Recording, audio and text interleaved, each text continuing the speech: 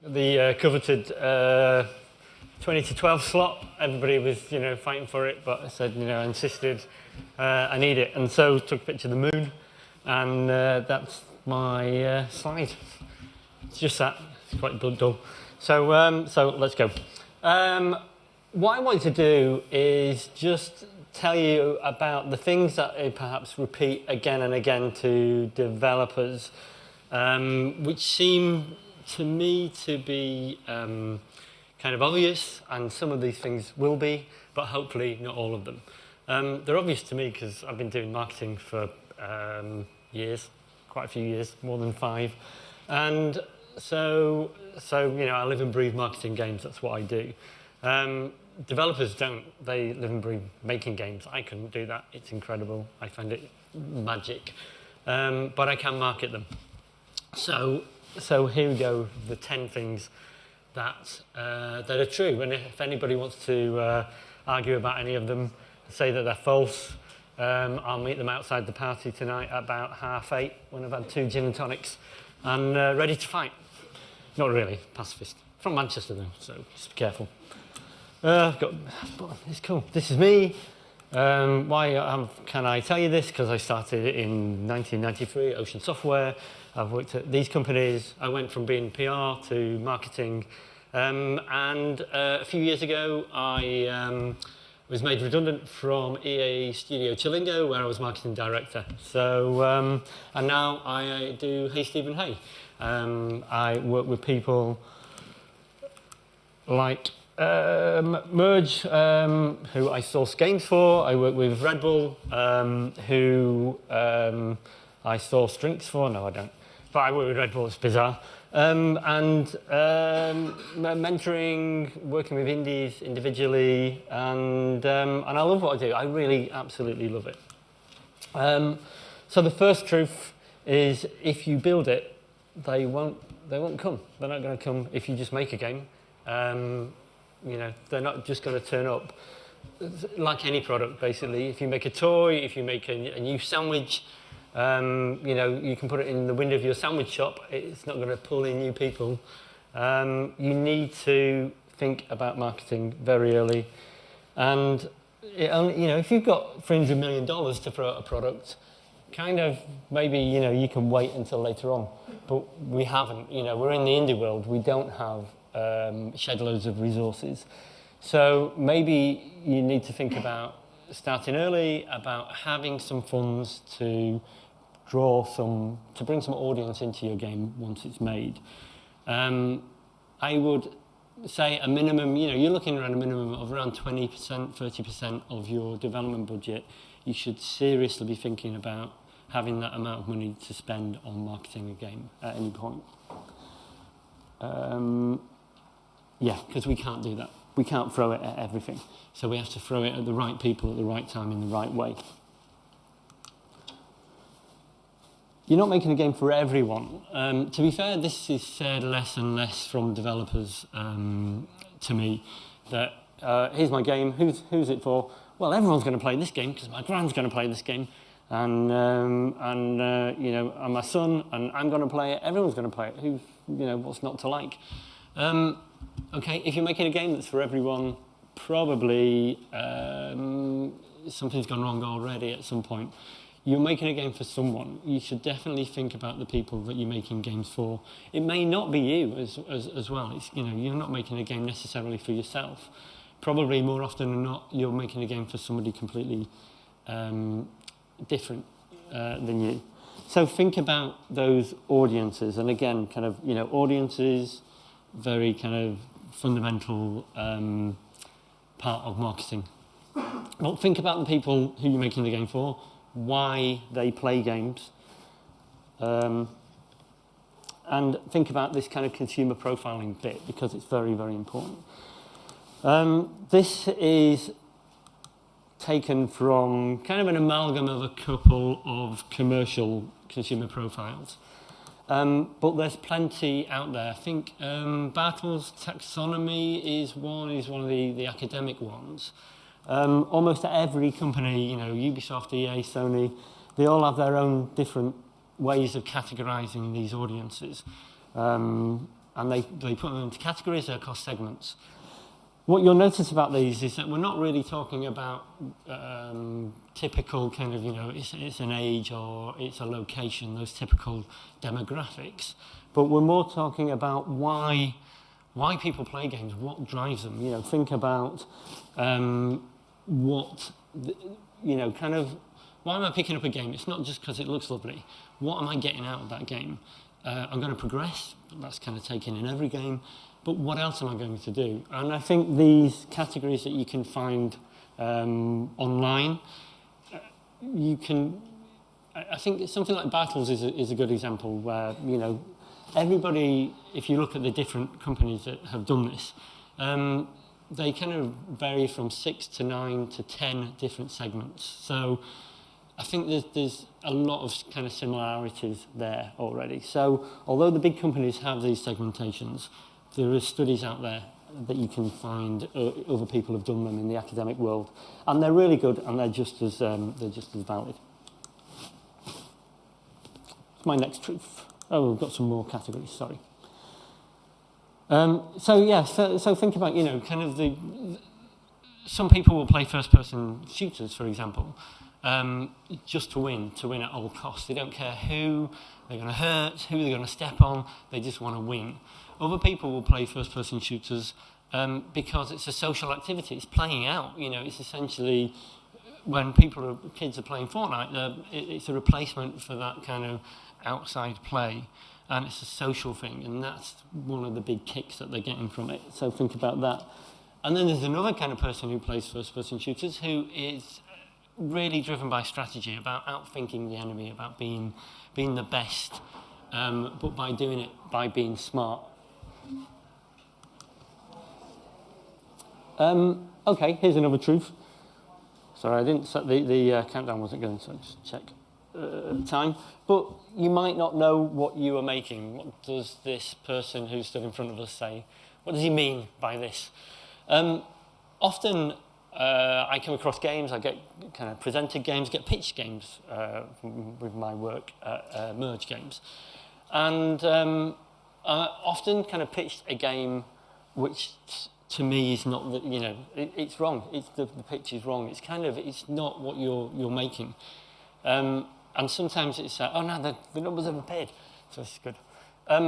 It's sometimes very different. So, for example, I got pitched an app, which was this fantastic kind of diary-making app for kids, and I said, well, this is great, but actually, you've created something which is a safe social network, a social platform for kids, because they've been so good about the legislation and stringent privacy laws that they made this kind of. They thought they were making this, but actually there was a commercial opportunity here. And you sometimes get that in games as well. So what's very important is to define an X statement. What's your X statement, your elevator pitch, your one line that defines what a game is? You need to define that because you need to know what you're making. If you're a one-man team, you need to know, I would say you definitely need this line as well. You need to know what you're making. If you're a bigger team, you need to have everyone's agreement on we're all making the same thing. We know what we're making, and it's very clear. It's not easy to do that, and it's one of the hardest things, I think, when I'm working on marketing plans for developers. And there's a number of different ways to do that. One of them is to map out the market. So we're here with, action and shooter games. We're looking at, well, we've got a game which is, sits in this world, but we want to make sure we're not just offering the same game that somebody's already got on their phones in this case. So you can map out the market, and in in this case we looked at realistic versus fantasy themes, that kind of casual control versus a really kind of more core mechanic. And then we can say, okay, our helicopter game, which came in this kind of area. So we know, okay, well, we're pretty safe. If we're very truthful about this, this is where we can place this game. There's other ways to do that if you're struggling to kind of find those words that describe your game. There's that litmus test of if you can describe your X statement, and then that X statement can also work to describe another game, well, then you need a different X statement. or you need to be making a different game. Oh, so harsh. You probably need a publisher, which is something I probably wouldn't have said a couple of years ago. I now work for a publisher, some part-time, so I'm biased, but I think the market is so tough these days, and it's criminal the amount of good games that kind of get launched and just disappear. What a publisher brings you is, you know, that kind of scale, those relationships, that those expertise in marketing. You need to find somebody who you can really get on with, because you probably during the course of development you will fall out with a publisher, and you need to know that truthfully you're all heading in the same direction, that you all agree you're going to make this beautiful game. So it's important that you find a publisher that you can get on with, but I do think, you know, that publishers do bring a lot to a relationship these days. Make them work as well, because, you know, they're going to profit from a success like you are. So make them work, but find somebody that you can really get on with, and that the numbers work, and they can be very useful. You know, they're not the cynical kind of money men of old. Well, I am, but they're not. It's never too early to think about marketing completely. I think this is a great example of a game where, you know, I really think they were thinking about, how's this game going to look? How is this game going to be amazing, actually, just to watch as well as play? How is it going to be, you know, can I make memes of this game? See, I'm old, but I know what a meme is. But it seems that they made the Untitled Goose Game, you know, from the title with marketing in mind, and it's a stroke of genius, and it's a great game.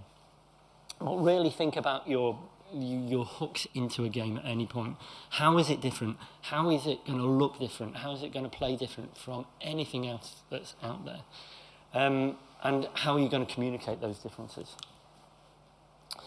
And one way is your assets. So Hannah made some brilliant points talking about assets before, and the assets on the Steam store.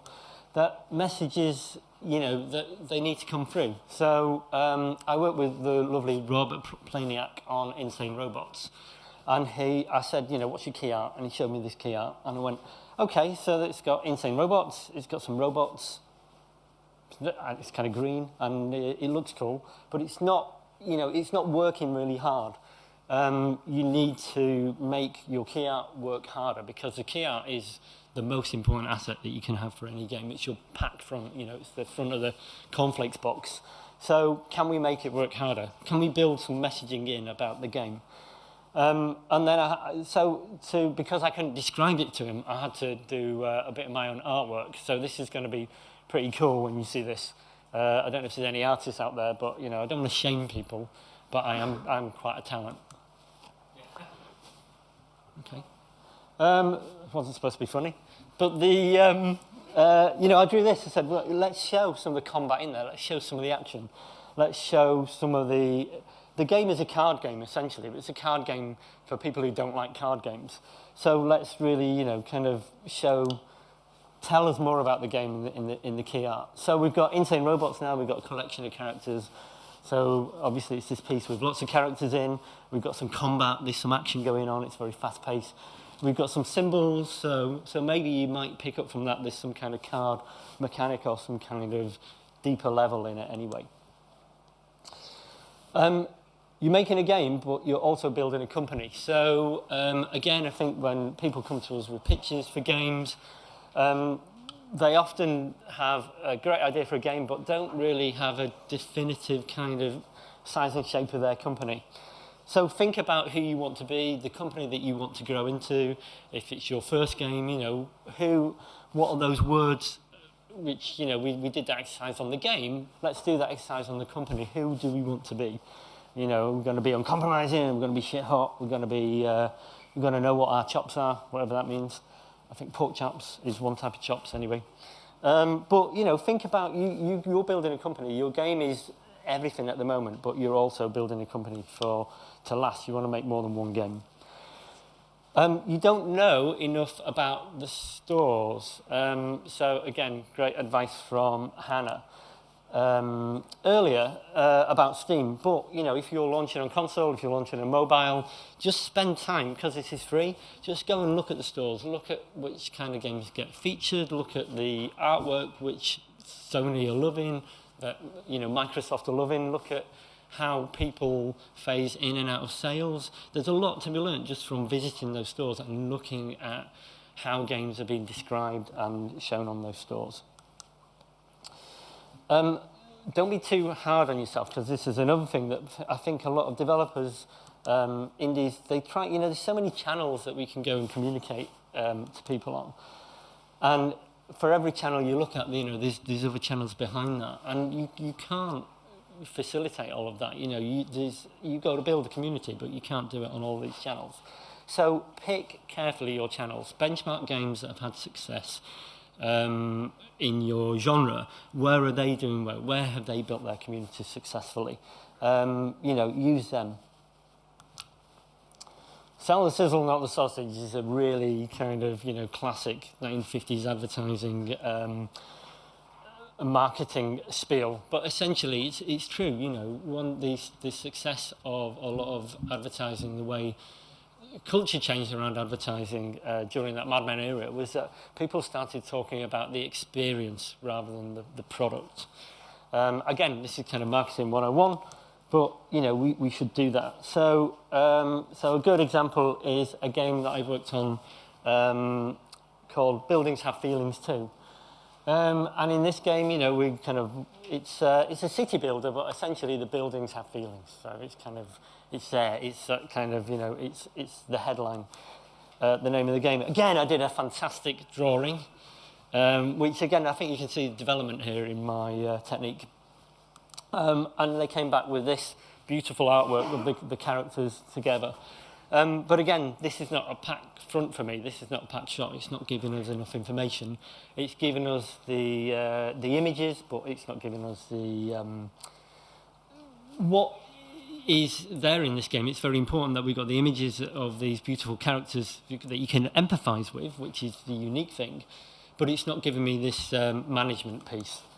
And so here we just add, okay, so they've got feelings, they've got kind of emotions, they've got needs and wants, because, okay, there's some kind of communication going between them. And we've got some kind of icons, and we've got fun happening in the logo as well. So again, you get a more powerful piece of communication.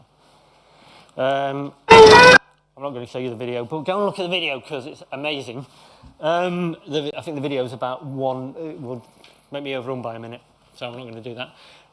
But that is essentially me. There's 10 things there. Hopefully a couple of those resonated with people. A couple of those spoke the truth. It's my truth anyway. It's been good for me. If everyone else has been bored, I've had a good time. So thank you very much. I've got 15 seconds for questions. Yeah. Time for one quick question. Has anything you'd like to ask? Are any of these pictures available for sale? These paintings? They're very expensive. I think they're out of your price range, mate.